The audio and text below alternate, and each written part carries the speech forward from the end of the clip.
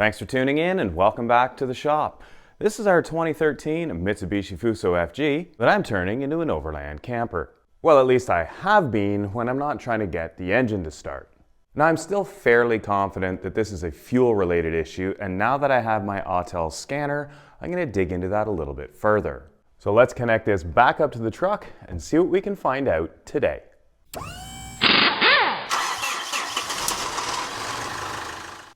To get going, we just unclip the VCI from the back and plug it into the OBD2 port just above the gas pedal. Yes, my OBD2 port mount is broken. There is a plan to repair and improve it, but it's kind of low on the priority list right now. Diagnostics, Fuso, Mitsubishi Fuso, FG with the 4P10, yep. Before we get too far into this, I do want to mention I'm very suspicious of this still being a fuel-related issue. Whether it's fuel supply, fuel pressure, injector not firing the fuel, I still think this is a fuel issue, mainly because there are no codes relating to why the engine won't start. With that in mind, I'm going to go into Diagnosis. I'm then going to go into Control Unit. I'm going to go into the Engine Control Unit. We're going to go to Live Data, Pressure Values, and I'm going to select a couple pressure values here to monitor. I am very suspicious of the fact that the calculated value, the difference between the ECU calculated value and the rail pressure sensor is 345 bar. That's a big number, and it looks like it's currently out of range with where we should be, even though the engine isn't running. So rail pressure, raw value, difference, let's go rail pressure. I also want to see if, no, these are just pressures. So let's see if we can graph these pressures. So right now nothing's going on. I'm going to try cranking the engine and see what any of these do. That doesn't sound right at all. It's never cranked that slowly before, and it's been sitting on charge for a week. Is my starter dying now? I don't know what is going on here, but my number one step is just going to be to walk away. I'm going to walk away from this truck until this little red light that's blinking red, that's my battery charger, turns to green. Because then I can eliminate that maybe my float charger tripped off or something and it wasn't float charging it all week and the battery level went down. Because other than that, I don't even want to think about it. I really don't like this stuff, but I think I have some out here.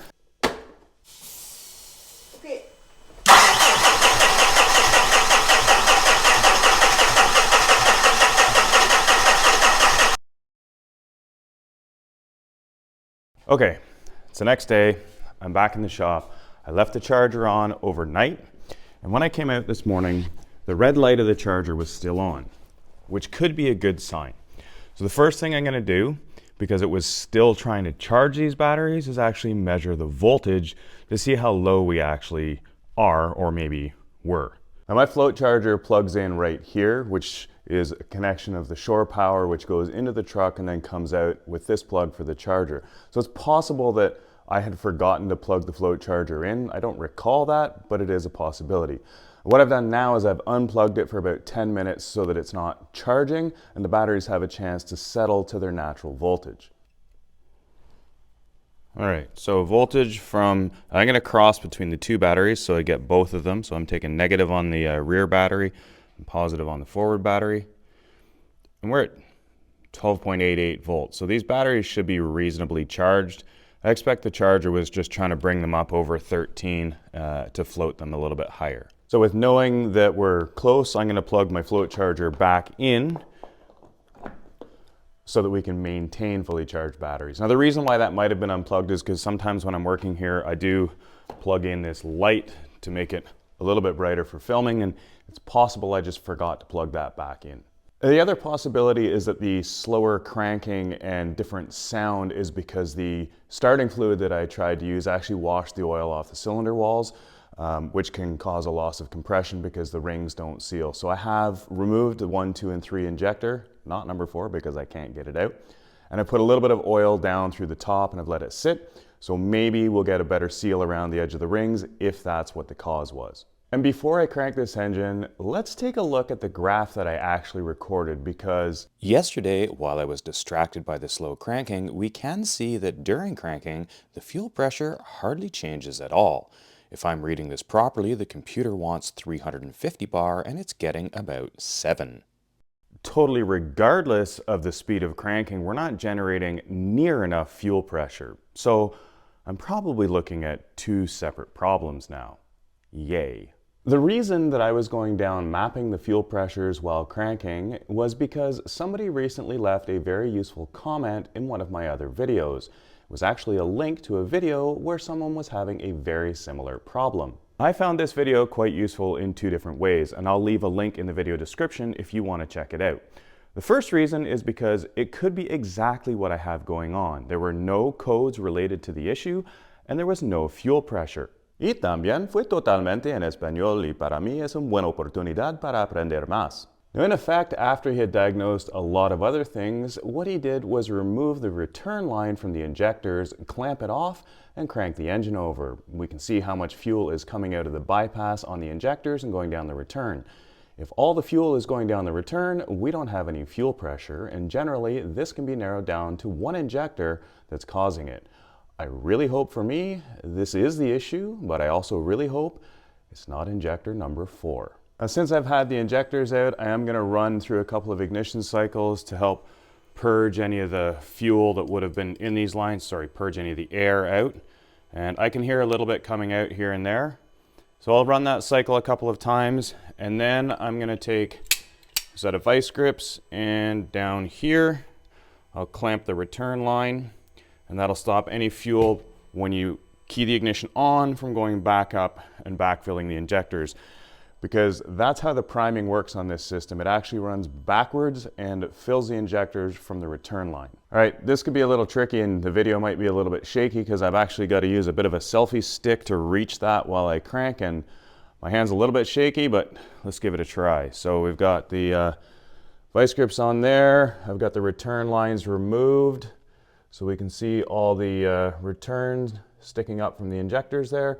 I'm going to try and get a shot just like this at the same time as cranking the ignition over here, so it's a little bit of a stretch and I can't really see what I'm doing, but here we go. Now this may still crank slow if the battery's not charged or if there are other issues. My face is squished up against the fender right now. Well, let's give it a try.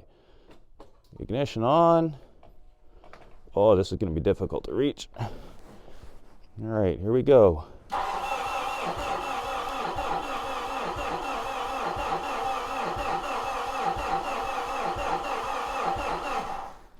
All right.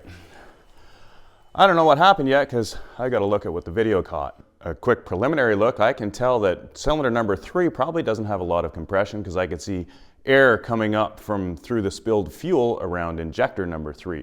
But I also didn't see a whole lot of fuel bypassing the injectors.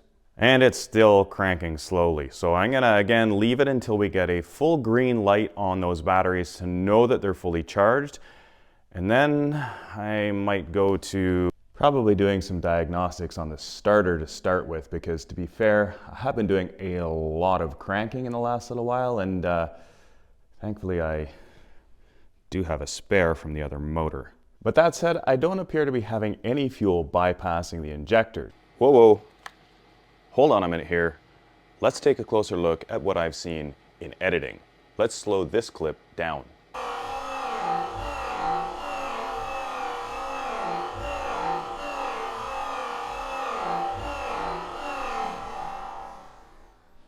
So injector number 3 is definitely passing fuel. The question is it enough to cause the fuel pressure to drop enough to not have any fuel pressure? And why is it still cranking slowly? Whatever the cause of this is, we'll get there eventually. Keep throwing your thoughts in the comments below. Hit like, hit subscribe if you haven't already. Share the video around, not only to people who it may be useful, but if you see a video that you think might help me, throw it in the comments section, because I think still we're going in the right direction. If you want to help support this channel beyond those, make sure you check out the links in the video description, and as always, you can buy me a coffee if you feel like it. Thanks for watching, and we'll see you next time.